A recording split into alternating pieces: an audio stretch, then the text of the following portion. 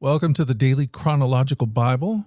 My name's Hunter, and we are reading through the Bible in chronological order as a single story. And that story is all about Jesus.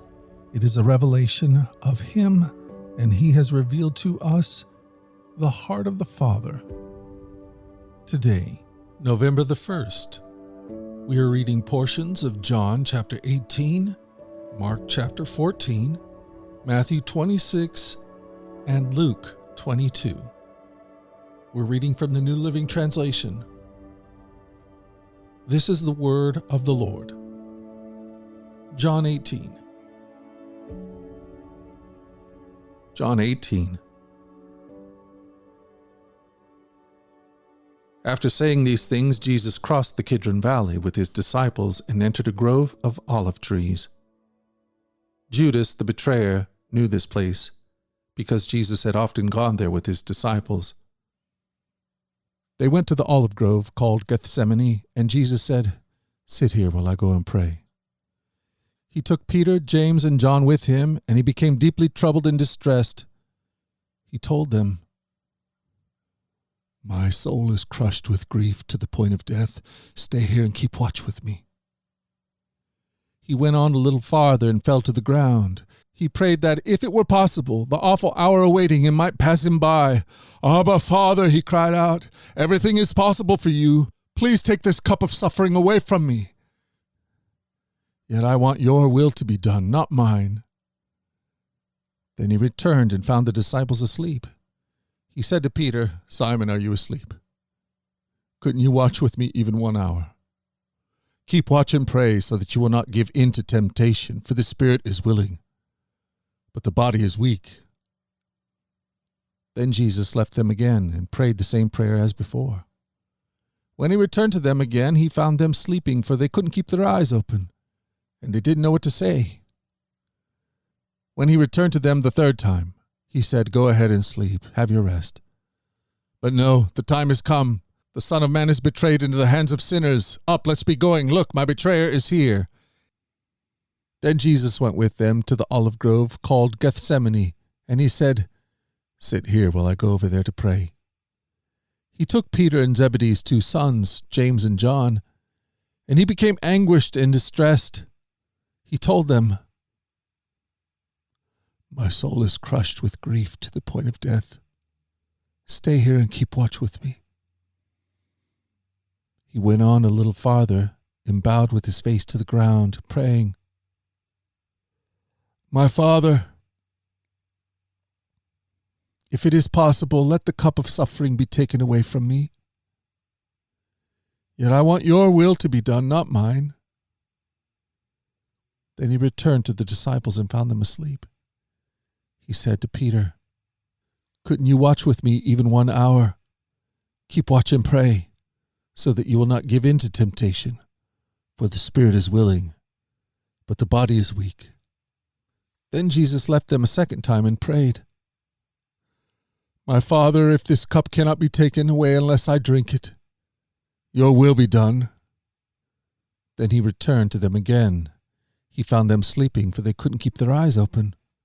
So he went to pray a third time, saying the same things again.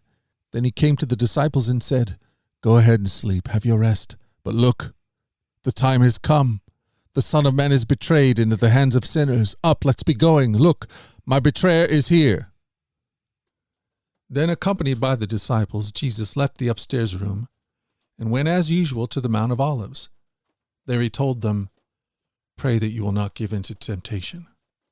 He walked away about a stone's throw and knelt down and prayed, "Father, if you are willing, please take this cup of suffering away from me. Yet I want your will to be done, not mine." Then an angel from heaven appeared and strengthened him. He prayed more fervently, and he was in such agony of spirit that his sweat fell to the ground like great drops of blood. At last he stood up again and returned to the disciples, only to find them asleep, exhausted from grief.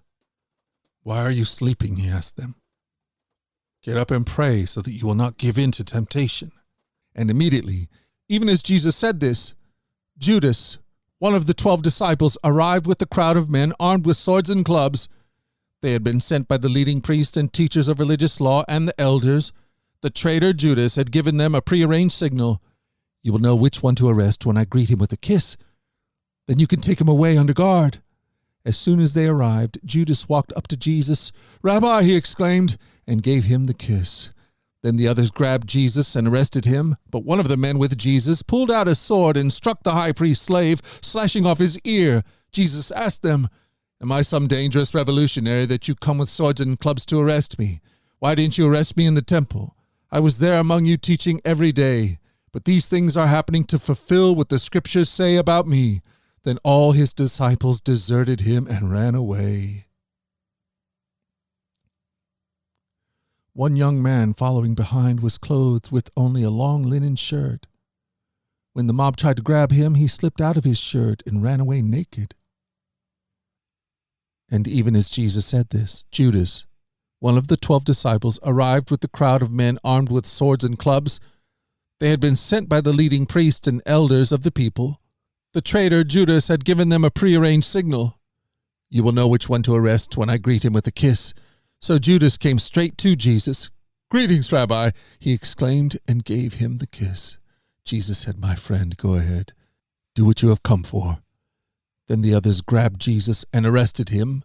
But one of the men with Jesus pulled out his sword and struck the high priest's slave, slashing off his ear. Put away your sword, Jesus told him. Those who use the sword will die by the sword. Don't you realize that I could ask my Father for thousands of angels to protect us, and he would send them instantly? But if I did, how would the scriptures be fulfilled that describe what must happen now? Then Jesus said to the crowd, Am I some dangerous revolutionary that you come with swords and clubs to arrest me? Why didn't you arrest me in the temple? I was there teaching every day. But this is all happening to fulfill the words of the prophets as recorded in the scriptures. At that time, all the disciples deserted him and fled. But even as Jesus said this, a crowd approached, led by Judas, one of the 12 disciples. Judas walked over to Jesus to greet him with a kiss. But Jesus said, Judas, would you betray the Son of Man with a kiss? When the other disciples saw what was about to happen, they exclaimed, Lord, should we fight? We brought 2 swords. And one of them struck the high priest's slave, slashing off his right ear. But Jesus said, No more of this. And he touched the man's ear and healed him. Then Jesus spoke to the leading priest, the captains of the temple guard, and the elders who had come for him.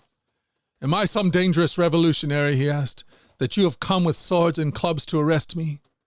Why didn't you arrest me in the temple? I was there every day. But this is your moment, the time when the power of darkness reigns. The leading priests and Pharisees had given Judas a contingent of Roman soldiers and temple guards to accompany him. Now, with blazing torches, lanterns, and weapons, they arrived at the olive grove. Jesus fully realized all that was going to happen to him, so he stepped forward to meet them. Who are you looking for? He asked. Jesus the Nazarene, they replied. I am he, Jesus said.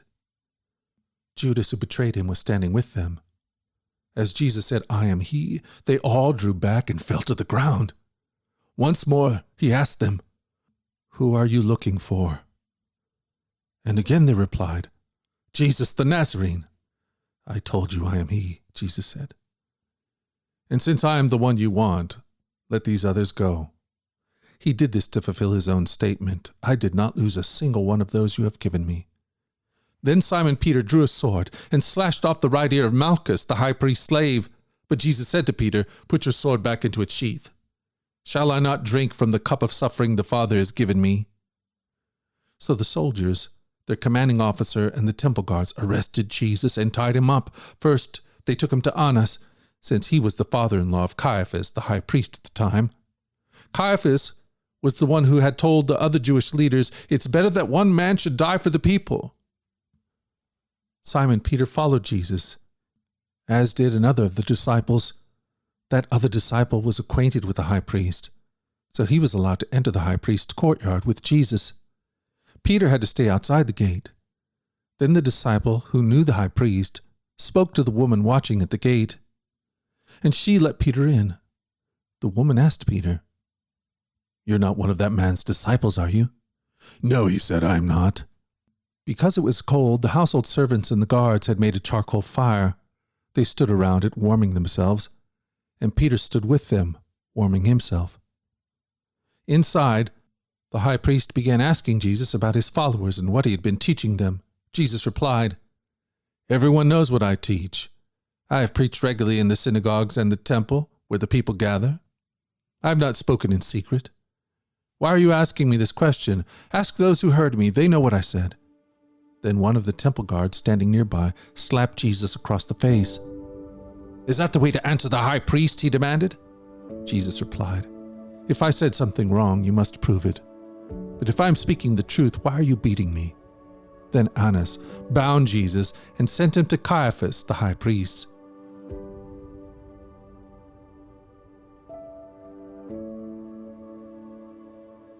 Thank you for joining us at the Daily Chronological Bible.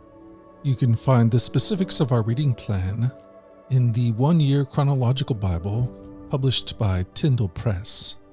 And discover more about our other podcasts at dailyradiobible.com, where people from all around the world come to join us in this journey through the Scriptures, where we allow the Scriptures to point us to the God who is love, the God revealed to us fully in Jesus. Again, that website is dailyradiobible.com. Subscribe or follow wherever you get your podcasts. Until tomorrow, let's go forward in God's joy. Let's let His joy be our strength.